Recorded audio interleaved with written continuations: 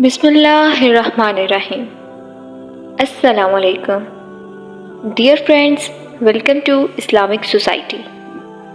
آج میں آپ کو ایک اپاہج لومڑی کا واقعہ سناؤں گی۔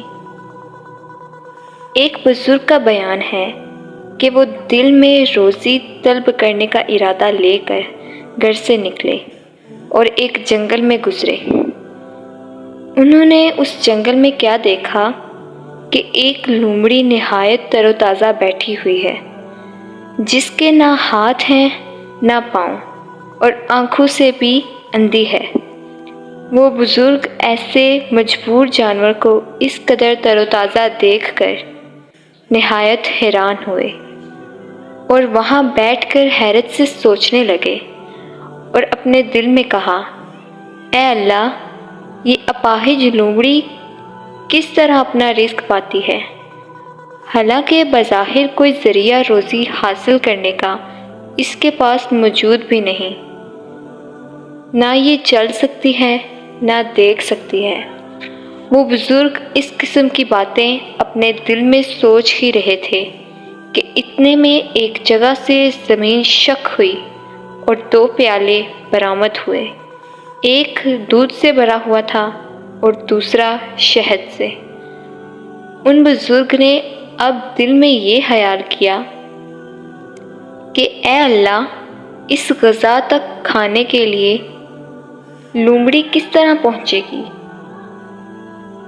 اچانک کیا دیکھتے ہیں کہ اسی مقام پر پہاڑ سے ایک بزرگ نہایت خوبصورت اور نورانی چہرے والے نیچے تشریف لائے اور ان دونوں پیالوں کو اٹھا کر لومڑی کے پاس لے گئے اور دونوں پیالے اس کو پلا دیے۔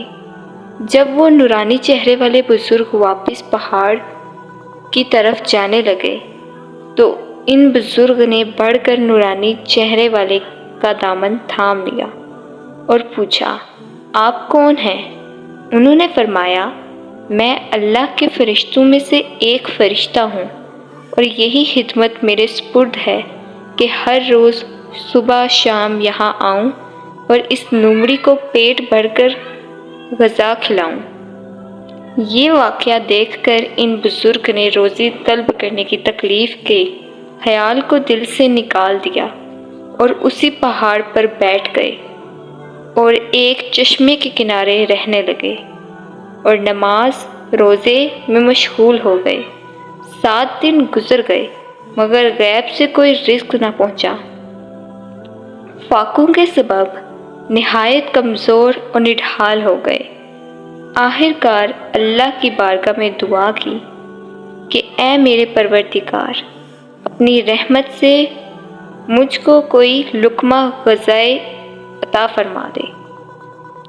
مجھ میں اب بھوک برداشت کرنے کی طاقت نہیں، یا میری روح قبض کر لے۔ اللہ کی طرف سے جواب ملا، اے شخص، تو اپنے ہاتھ پاؤں کو حرکت دے اور روزی طلب کر، میں تجھے تیرا رزق عطا کروں گا۔ خود بھی کھا اور محتاجوں کو بھی کھلا، اور اگر اس حالت میں اسی پہاڑ پر 70 برس تک بھی بیٹھا رہا تو میں تجھ کو غذا کا ایک دانہ بھی نہ دوں گا۔ اس وقت بزرگ کی آنکھیں کھلیں اور پہاڑ سے اتر کر تلاش معاش میں مشغول ہو گئے، اور جو کچھ کماتے آدھا خود کھاتے اور آدھا محتاجوں کو کھلا دیتے۔ پیارے دوستو، دیکھا آپ نے، توکل فقط اس بات کا نام نہیں ہے کہ گھر بیٹھے رہیں اور رزق کا انتظار کرتے رہیں۔ یہ دنیا عالم اسباب ہے، اس میں کچھ نہ کچھ کوشش کرتے رہنا چاہیے اور اسباب کا سہارا بھی لینا چاہیے۔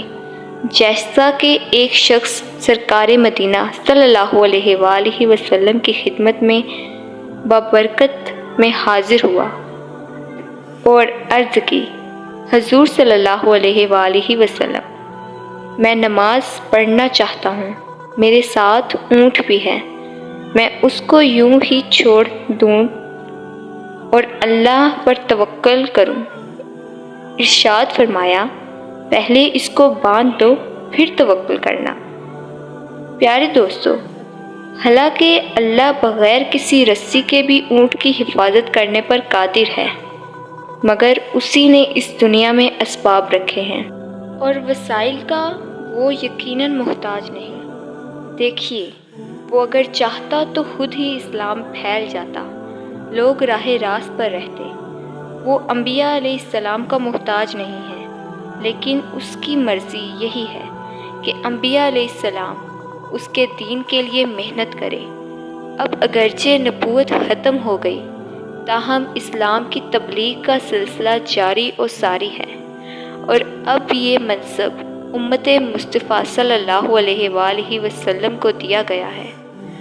اگر اللہ چاہے تو ہمارے بغیر بھی لوگوں کو سنتوں پر چلانے پر قادر ہے، مگر وہ چاہتا ہے کہ ہم مسلمان محنت کریں، لوگوں کو نیکی کی دعوت دیں، حیائے سنت کے لیے جدوجہد کریں، اور یوں وہ ہمیں بہت سارا اجر و ثواب عطا فرمانا چاہتا ہے۔ تو اب ہم کیوں اس سعادت سے محروم رہیں؟